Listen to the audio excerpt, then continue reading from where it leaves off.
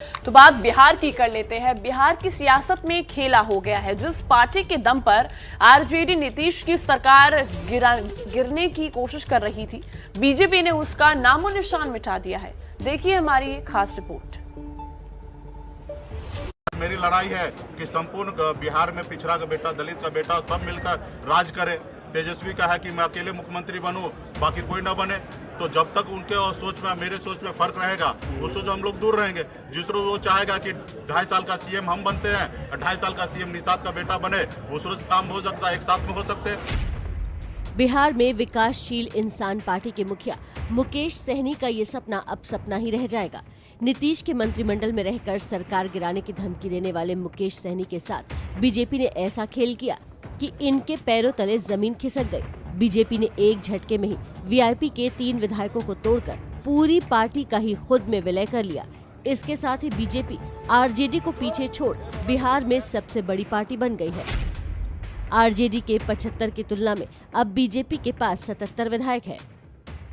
वो आके खुद हम लोग क्या दरखास्त दिए कि हमें एनडीए में शामिल कर दिया जाए, और एक माननीय मुख्यमंत्री जी के साथ और जनता दल यूनाइटेड के साथ एक समझौता हुआ कि वीआईपी पार्टी को हम अपने 121 सीटों में हिस्सा देंगे।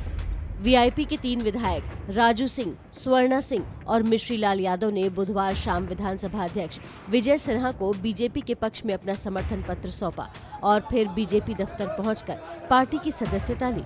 इस मौके पर दोनों डिप्टी सीएम तारकेश्वर प्रसाद और रेणु देवी के साथ बीजेपी प्रदेश अध्यक्ष संजय जायसवाल मौजूद थे।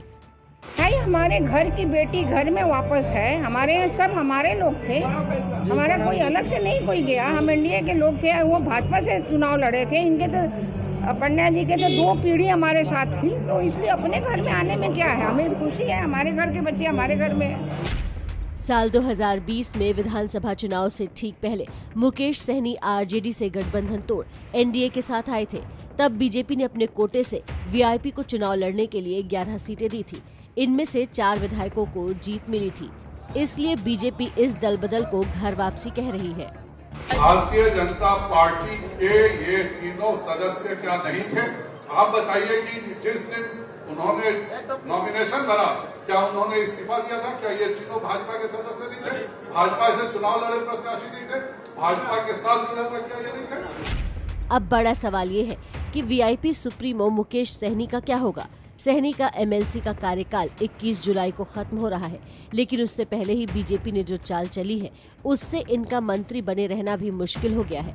मुकेश सहनी ने एबीपी न्यूज से बातचीत में कहा, मंत्रिमंडल में रहना या हटाना मुख्यमंत्री का विशेषाधिकार है। हम संघर्ष करेंगे।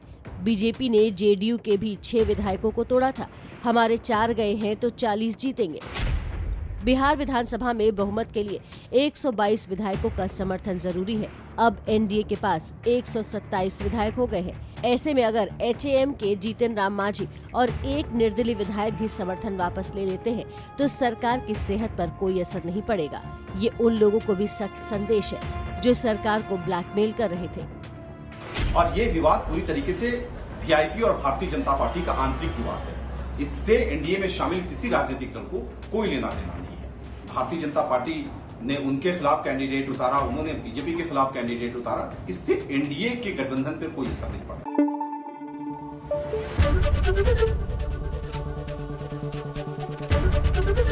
एबीपी न्यूज आपको रखे आगे।